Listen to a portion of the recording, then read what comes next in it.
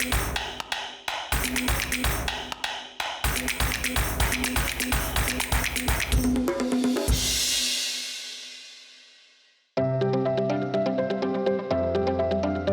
kull xogħol ieħor, ix-xogħol għad-dar u x-xogħol tal-iskola jeħtieġu għodod speċjali. It-tim tagħna tkellem ma' Erika Borġ Medati li flimkien ma' Charmaine Bonello u David Muscat ħadmet fuq għodda tal-kitba għall-użu fl-iskejjel. L-għodda tal-kitba huwa fuljett li fih 4 paġni dan jinfetaħ u jintuża mit-tfal waqt il-lezzjoni tal-kitba kreattiva. Fil-fatt huma jpoġġuh qudiemhom u waqt il-kitba kreattiva jistgħu jirreferu għalih. Fih bosta strateġiji marbuta mal-kitba li huma jkunu jistgħu jużaw waqt li jkunu qegħdin jikdbu l-istejjer tagħhom. Kellna ħafna mistoqsijiet minn għalliema li xtaqgħu jkollhom għodda li t-tfal ikunu jistgħu jużawha waqt il-lezzjonijiet. Allura ħloqna dan il-fuljett li oriġinarjament rajnieh minn fuq l-internet li jissejjaħ bl-Ingliż bħala mini office u hemmhekk adattajnieh għall-kuntest Malti biex l-għalliema Maltin ikunu jistgħu jużawh ma' tfal tar-4, l-5 u s-6 sena. Sejjaħnielu b'dan il-mod jien u l-kollega tiegħi Charmaine Bonello minħabba l-fatt li inħarsu lejn il-kitba u lejn ix-xogħol ta' tfal bħala li għandhom bżonn bagalja. Allura din il-bagalja ddiżinjajniha apposta biex it-tfal l-għodda kollha li jkollhom bżonn jitfgħuha fiha. U metaforikament dan il-fuljett nħarsu lejh bħala bagalja li huma qegħdin jimlew dak kollu li se jkollhom bżonn waqt il-lezzjoni tal-kitba kreattiva.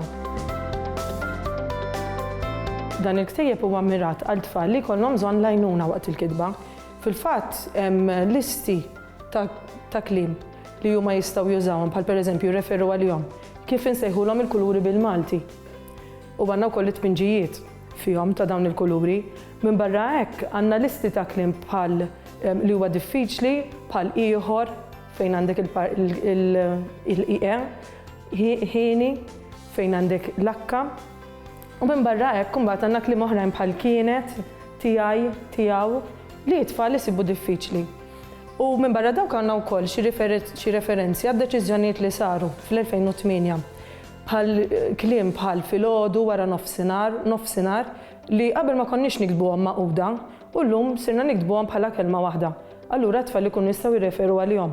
Minn barra hekk insibu wkoll l-alfabett fih, allura jekk għandhom bżonn iħarsu lejn is-sekwenza anke ta' dizzjonarju huma jkunu jistgħu jirreferu għal kif huma qegħdin littri bil-Malti. Għandna wkoll parti fejn ħarsu lejn l-istaġuni, allura qed jirreferu għall-istaġuni, ix-xhur ukoll kif għandhom jinkitbu, dan dejjem bil-Malti ovvjament. U minn barra hekk imbagħad għandna parti fejn qegħdin inxebbħu il-kitba mal-maftira Maltija. Insejħulhom il-kwalitajiet tal-kitba, dawn huma l-ideat, l-organizzazzjoni, il-vuċi tal-kitba. Ir-raba' waħda hija il-GOP, il-grammatika, ortografija, punteġġatura. Il-ħames waħda hija l-firxa tas-sentenzi u l-aħħar waħda hija l-kliem li jsebbaħ. Fih bosta strateġiji fosthom għandna l-proċess tal-kitba fejn inti waqt li qed tkun qed tikteb trid tiftakar li trid għandek tippjana x-xogħol tiegħek. Allura t-tfal qegħdin jirreferu għal mod kif għandhom jippjanaw. U hemmhekk inħarsu lejn il-mistoqsijiet bħal meta, fejn, kif, xiex u għaliex. U mbagħad għandna wkoll il-parti tas-sensi. Is-sensi meta nirreferu għalihom, hemmhekk it-tfal ikunu jistgħu jżidu daqsxejn iktar dettall fil-kitba tagħhom. U mbagħad jiktbu l-ewwel abbozz, jiġifieri jiktbu kif isejħula bl-Ingliż l-ewwel draft. Wara dan, hekk kif ikunu kitbu s-sentenzi tagħhom, jistgħu wkoll jirrevedu l-kitba tagħhom dejjem jew jerġgħu iħarsu lejn il-mistoqsijiet li huma qegħdin f'dan il-fuljett allura qed jgħinuhom biex jiftakru. Kif ukoll mbagħad għandek terġa' tista' tuża s-sensi. Jistgħu wkoll iżidu xi aġġettivi u xi affarijiet oħrajn. Wara dan għandna l-parti tal-editjar fejn huma qegħdin jirranġaw il-xogħol tagħhom, il-kitba tagħhom skont il-grammatika, l-ortografija u l-punteġġatura. U fl-aħħar mhux l-inqas mbagħad insibu l-parti tal-pubblikazzjoni fejn inti tkun qed tippubblika l-kitba tiegħek mhux biss meta tkun qed tistampa, imma anki tkun qed taqra lil persuna oħra li tkun qiegħda ħdejk. Allura jekk inti dak li inti ktib ma tkunx qed iżommu għalik innifsek, imma tkun qed taqsam il-kitba tiegħek.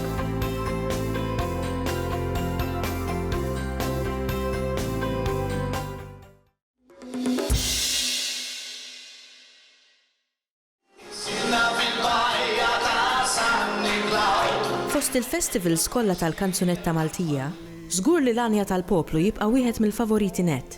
Dan il-festival jaf il-bidu tiegħu lil-Youth Travel Circle u l-Dun Morris mifsud. U ma' żmien għadda minn bosta bidliet, fosthom it-twaqqif ta' fera mill-festival għaż-żgħażagħ.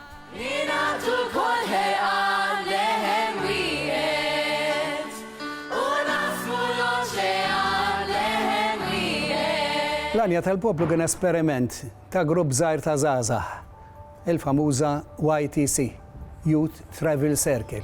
Issa dana qed nitkellmu fuq is-snin l-aħħar snin 60, is-snin 70, imma kien żmien meta ta' ftuħ kbir. Aħna nafu il-famużi 60s, is-sittinijiet u veru. Kemm ħarġu idea ġodda u ħarġu anke ħafna protesta kontra d-dinja ta' qabel. Il-famużi Beatles u Bob Dylan u dawn in-nies. U qed insemmi nies tal-kanzunetti għaliex il-YTC ta' importanza kbira lill-kanzunetta.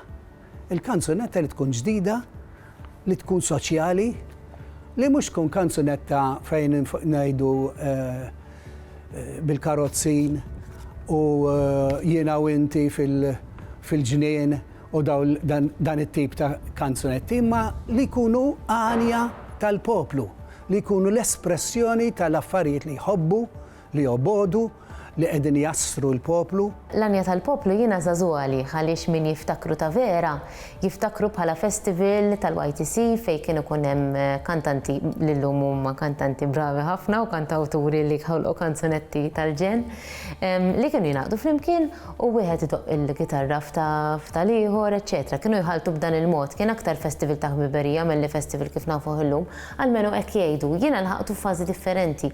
Ilħaqtu f'fażi fejn kważi kienet jitlef is-sens tiegħu għaliex kienet isir fuq it-television, b'mod kummerċjali, eċċetera.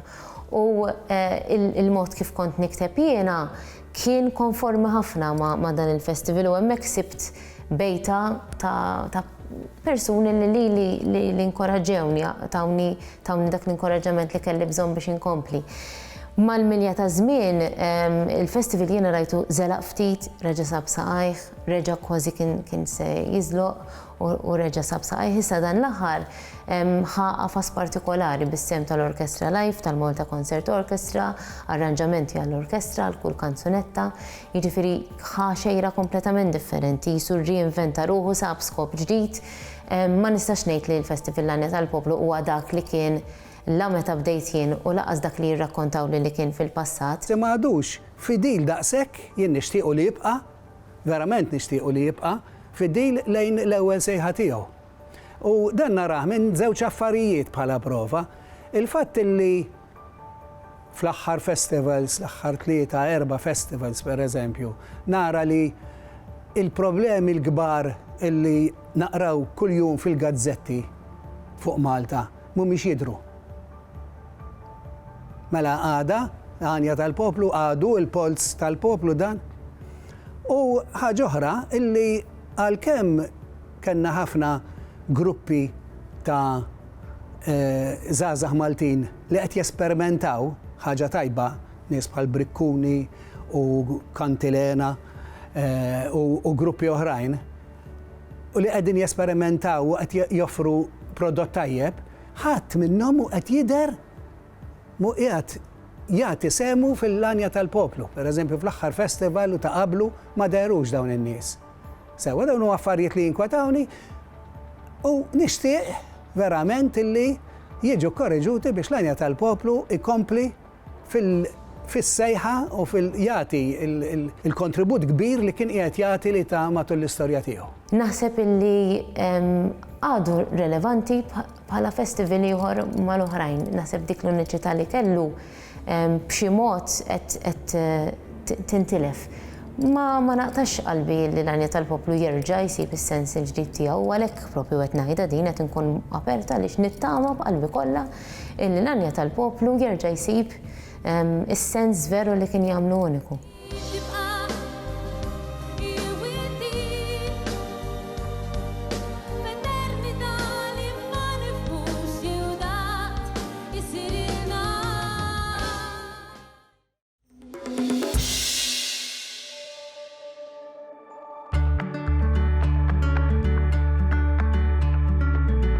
L-Aġenzija Nazzjonali tal-Litterizmu taħdem qatih sabiex iġġib għall-aħjar il-qagħda tal-Malti, fost l-oħrajn b'sessjonijiet speċjali għat-trabi u l-ġenituri tagħhom.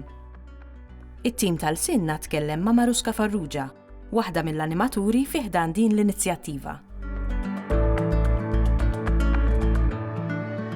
Din l-inizjattiva bażikament huma laqgħa tal dawk il-ġenituri li ser isiru ġenituri qegħdin jistennew it-tarbija fejn fihom aħna bħala Aġenzija Nazzjonali tal-Litterizmu ngħinuhom biex jiżviluppaw il-ħiliet litterarji tat-trabi li ser ikollhom. Aħna nenfasizzaw ħafna biex it-tarbija li qiegħda fil-ġuf il-ġenituri jikkomunikaw magħha u mbagħad aktar il-qudiem ngħinuhom ukoll kif huma ser jaqraw li-trabi tagħhom u jiżviluppaw il-lingwa mat-trabi tagħhom. Ngħinuhom ukoll x'tip ta' kotba għandhom jużaw fil-fażi differenti li trabi għaddu minnha u ngħidulhom ukoll kif huma bħala ġenituri jistgħu iħadnu litterizmu tajjeb li trabi tagħhom. Bħala etajiet nibdew minn 0 sa 3 snin. L-inizjattiva jisimha Inrawmu t-trabi tagħna jaqraw, issir kemm bil-Malti u kemm bl-Ingliż, issir ġewwa l-Isptar Mater Dei fis-sezzjoni tal-Parent Craft u saret darba wkoll ġewwa l-Isptar Ġenerali ta' Għawdex. Bħala għodda u riżorsi aħna nurhom filmati dwar kif wieħed jista' jgħin lilu nnifsu jikkomunika mat-tarbija u juża l-kodba mat-tarbija kif ukoll l-iktar ħaġa importanti bażika nurhom il-kodba differenti li wieħed jista' juża mat-trabi tiegħu. Nibdew mill-fażi ta' meta jkunu żgħar nurhom kodba li huma iktar sensorjali fejn it-trabi ħanistimulawlhom il-moħħ aktar, kif ukoll aktar ma jgħaddi żmien nurhom kodba li jkunu adattati għat-tfal. Bażikament l-iktar li nużaw huma l-kodba. Bħala riżors oħra wkoll qabel jitilqu lill-ġenituri intuhom basket fejn fih intuhom kodba kemm bil-Malti kemm bl-Ingliż, għandna CD b'taqbiliet Maltin għaliex aħna nenfasizzaw ħafna li t-tfal nesponuhom għal taqbiliet Maltin ukoll u għanijiet Maltin, intuhom ukoll ktieb dwar il-politika nazzjonali dwar il-lingwa, intuhom ukoll diversi riżorsi li t-tfal adattata ser jużaw meta huma jidħlu l-iskola bħal alfabet bil-Malti, għandna xi poeżiji, kodba wkoll bl-affarijiet dwar il-lingwa Maltija li huma jistgħu jużaw adattata l-iskola. Ħassejna l-bżonn li infakru qisna t-taqbiliet li kienu jsiru fil-passat għaliex nemmnu illi huma taqbiliet li huwa sbieħ li t-tfal ikunu jafuhom. U apparti t-taqbiliet li forsi qabel kienu jintużaw permezz tal-għalliema l-Aġenzija ltaqat mal-għalliema u żviluppaw ukoll taqbiliet ġodda, ġifieri m'għandniex il-qodma biss għandna l-ġodda wkoll. Għat-taqbiliet li huma antiki għandna dan il-ktieb ukoll ipproduċejna dan il-ktieb li jismu Taqbiliet Maltin fejn fih wieħed jista' jsib taqbiliet li kienu jitkantaw qabel u li jaħasra li dawn jintesew għalhekk insostnu l-fatt li huwa importanti li nużaw it-taqbiliet Maltin. Għandna eżempju għamel xi ta' għamel, għandna Dawra Durella li hija naħseb l-iktar waħda famuża. Aħna bħala pajjiż li llum huwa pajjiż fejn mhux Maltin biss, hawn ħafna bilingwiżmu u ħafna barranin nemmnu li aħna bħala pajjiż għandna nogħżu wkoll il-lingwa tagħna. Allura nenfasizzaw ħafna illi it-tfal tagħna għandhom ikunu jafu sew l-ewwel qabel kollox il-lingwa nattiva tagħhom. Allura nenfasizzaw illi tant huma esposti għall-lingwa barranija għaliex m'għandniex nenfasizzaw u nsaħħu wkoll il-lingwa tagħna li hija lingwa unika ma jitkellem ħadd fid-dinja u għandna nkunu kburin biha. B'hekk nenfasizzaw ħafna li ma ninsewx dak li qabel fil-passat kien isir biex inkomplu nsaħħu għal mal-ġenerazzjoni li jmiss.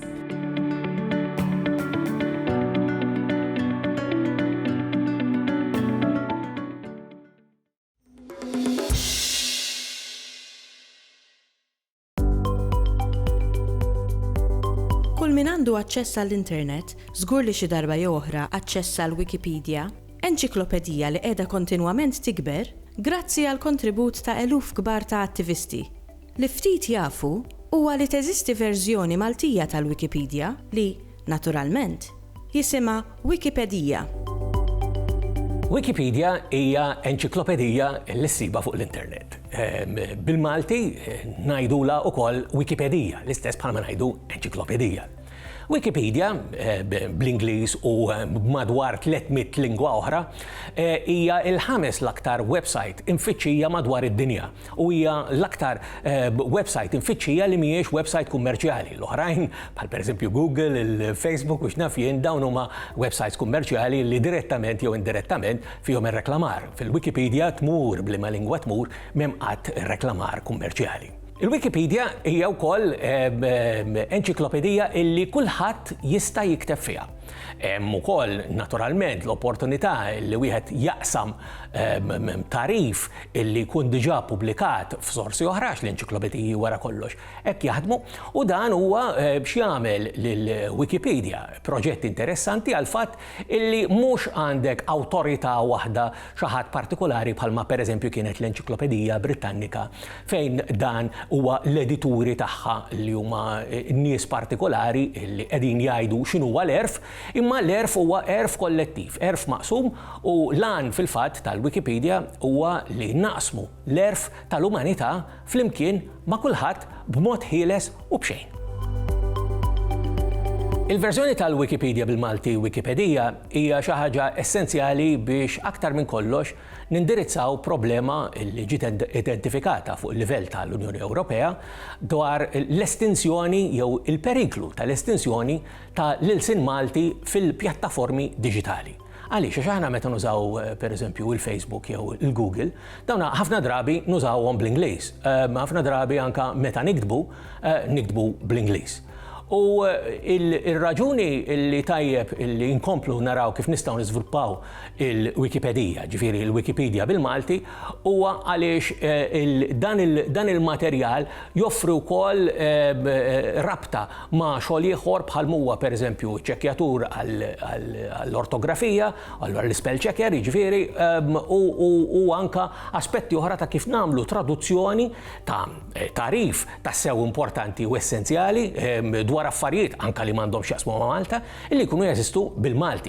Illi inti allura jkollok pereżempju tarif dwar il-pjaneti biex nagħti eżempju wieħed bil-Malti u Malti miktub tajjeb bl-istess tip ta' informazzjoni illi għandek b'diversi lingwi oħra. Jiddispjaċini ngħid li l-Wikipedia bil-Malti bħalissa fiha inqas minn 3000 artiklu u ħafna minnhom mhumiex artikli ta' kwalità. Imma teżisti għaqda non-governattiva li jisimha Wikimedia Community Malta illi din qiegħda taħdem biex toħloq bażi ta' utenti, jiġifieri users kif ngħidulhom bl-Ingliż, illi dawn l-utenti jkunu jistgħu jaħdmu flimkien biex ikabbru u jkattru il-Wikipedia bil-Malti. Dana huwa biċċa xogħol kbira u enormi u li hemm bżonn huwa li l-ewwel ikun hemm grupp ta' nies li jifhmu sew kif taħdem il-Wikipedia b'kwalunkwe lingwa u mhux ikun hemm iffukar biss fuq il-Wikipedia bil-Malti. U dan jieħu żmien. Allora, x-xogħol ilu għaddej issa għal madwar 3 snin, qed isir b'mod volontarju imma b'mod li huwa miftuħ ħafna u jiena personalment tal-anqas nittama illi matul din is-sena li ġejja sa jkun hemm biżżejjed nies illi qegħdin jaħdmu fil-qasam tal-Wikipedia b'lingwi oħra biex anka il-Wikipedia bil-Malti, il-Wikipedia bil-Malti tkun anka tista' tieħu dik l-ispinta biex pereżempju minflok ikollna 3000 artiklu kif għandna bħalissa, ikollna 10,000 u aktar. Il-mira hija illi ikollna pereżempju 100,000 artiklu. 100,000 artiklu idaħħal l-ilsien Malti ma' ilsna oħra, dejjem ngħidu aħna li l-Malti huwa fost 12 lingwa uffiċjali li hemm fl-Unjoni Ewropea. Jekk tara il-lingwi l-oħra, jew nkella anke lingwi li huma id-daqs tal-Malti li mhumiex aqqas lingwi uffiċjali bħalma pereżempju huwa l-Welsh f'Wales fir-Renju Unit. Jew nkella lingwi uffiċjali oħra bħalma huwa l-Iżlandiż pereżempju fl-Iżlanda. Dawn qegħdin pari passu ma' dawn it-tip ta' figuri li qed insemmi. Irridu nifhmu li Wikipedia żviluppat matul is-snin u allura għalkemm ħafna drabi naħsbu illi mhuwiex source illi wieħed jista' joqgħod fuqu, nistgħu ngħidu li bl-Ingliż u b'nofs żana lingwi oħra, lingwi kbar, jiġifieri bħal huma l-Franċiż, il-Ġermaniż, anke bl-Arbi, il-Wikipedia huwa source ta' enċiklopedija li wieħed jista' anke jorbot fuqu. Biex jieħu dak il-livell, irrid ikun hemm ħafna aktar artikli milli hemm bħalissa pereżempju fil-Malti u jrid ikollok anka aktar nies li jaħdmu flimkien kollettivament biex jaqsmu dan l-erf. Allura inti jekk għandek min m'għandux jagħmel jrid joqgħod jivvandalizza l-paġna tal-Wikipedia dawn jew awtomatikament permezz ta' software illi jinkiteb biex anka fil-verżjoni bil-Malti jikkontrolla dan it-tip ta' vandalizmu jew nkella permezz ta' nies illi qegħdin jagħmlu maqassa kważi ħalli ngħidlek ma' ċertu paġni, inti kollok il-livell illi jinżamm għaddej. Jiena fiduċjuż ħafna illi fix-xhur biex ma ngħidx fis-snin illi ġejjin il-Wikipedia se tieħu l-ispinta biex il-Wikipedia bil-Malti tkun tista' anka tilħaq il-livell mixtieq.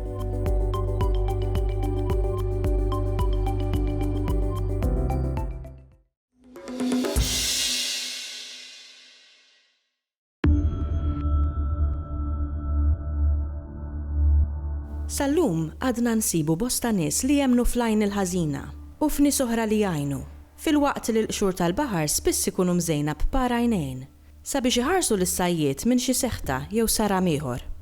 Imma x'inhi sewwa sew l-għajn? U l-Maltin għadhom jemnu biha? L-għajn hija fenomenu qadim mifrux tista' tgħid mad-dinja kollha. Ħafna jemnu bisħiħ li jeżistu nies li fil-ħarsa tagħhom għandhom qawwa li ġib risq ħażin mhux biss persuni imma anke f'annimali u f'oġġetti. F'ħafna taqbiliet Maltin ta' tbaħħir tispikka l-għajn li tidellija l-biża' ta' ħafna mill-popolin. Kif diġà għedt dan il-biża' ma jinsabx biss fil-kultura Maltija. Ngħidu aħna fit-Turkija u l-Maċedonja jemmnu li fl-għajnejn, speċjalment fl-għajnejn blu, hemm likwidu li jista' jikkawża seħta anke inkonxjament.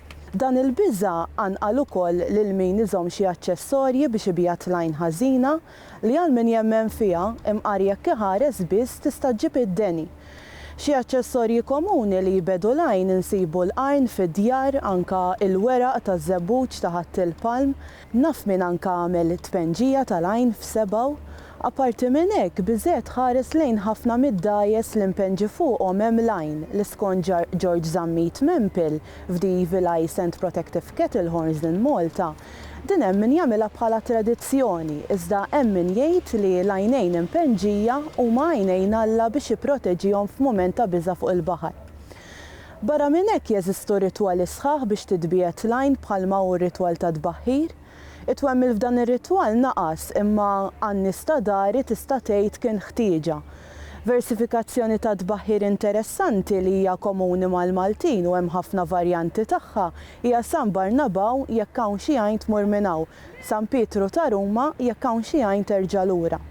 Naturalment ma' din il-versifikazzjoni jenħtieġu numru ta' aċċessorji biex jgħinu biex jitlaq il-magħmul. Bħat taqbiliet l-aċċessorji wkoll varjaw minn persuna għall-oħra imma normalment jintużaw żebbuġ taħt il-palm u melħ. Hemm min ukoll iżid ix-xuxa tat-tewma u anke xema ta' tniebri. Ovvjament jintużaw ukoll taġen jew biċċa landa fejn titpoġġa it-taħlita u sufarini biex jaħarqu it-taħlita. Jekk wieħed ikun jaf min il-persuna suspettata hawn min jagħmel anke xi biċċa drapp tal-ilbies tal-individwu li qed jgħajjen. Ħafna studjużi tal-folklor fosthom José Cassar Puluccino u Guido Lanfranco jagħtu taqbiliet u rakkonti sħaħ dwar l-għajn u r-ritwal ta' tbaħħir, ngħidu aħna dawn is-żewġ rakkonti li jagħti Guido Lanfranco fl-artiklu tiegħu noti dwar is-superstizzjoni ta' tbaħħir kif miġbura minn fomm il-poplu fir-rivista L-Imnara. Dan huwa rakkont ta' mara fis-sors ta' Guido Lanfranco li tajtek din il-mara, għad baħħir in-nanna tiegħi kieku issanda qrib 90 sena kienet issib il-weraq ta' żebbuġ niexef ġo taġen ħażin u tbaħħar kull nhar ta' ħamis. Iddur kull 4 kejjen tal-kmamar. Warajja tfal jgħidu l-kredu u jgħid San Pawl ta' Ruma jekk hawn l-għajn reġġaħħa lura. L-irmiet kienu jiġbruh ġakarta u jarmuh f'salib it-toroq. Meta kien idum ma jaqbad, iż-żebbuġ kienet tgħid mela veru hawn l-għajn ħażina fid-dar. Barra li jeżistu bosta taqbiliet dwar l-għajn, hemm ħafna espressjonijiet biex ixejnu l-qawwa tal-għajn. Ngħidu aħna għajnejk fajni, jew il-verżjoni vulgari għajnejk f'sormi. Hemm min juża wkoll ħamsa f'għajnejk. Imbagħad hemm xi espressjonijiet oħra li jintużaw waqt li persuna tibda tistaġeb dak li qed tara u għax donna ma tafdax lilha nnifisha bħala protezzjoni tgħid Alla jbierek jew Alla jseddaqilek.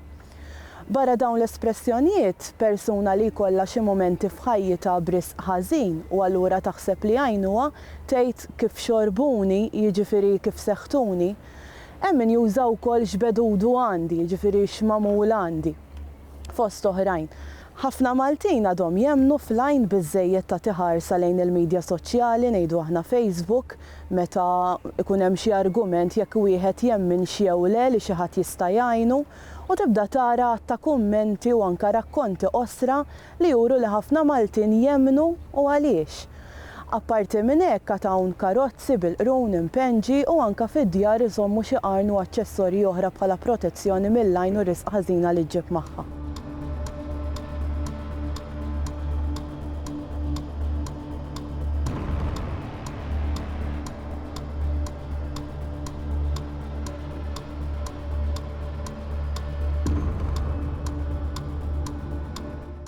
Il-Sinna jixtieq jirringrazzja lill-Kunsill Nazzjonali tal-Ilsien Malti, lid-Dipartiment tal-Malti fil-Fakultà tal-Arti l-Università, lill-Ministeru għall-Edukazzjoni u x-Xogħol u lill-Aġenzija Nazzjonali tal-Litteriżmu.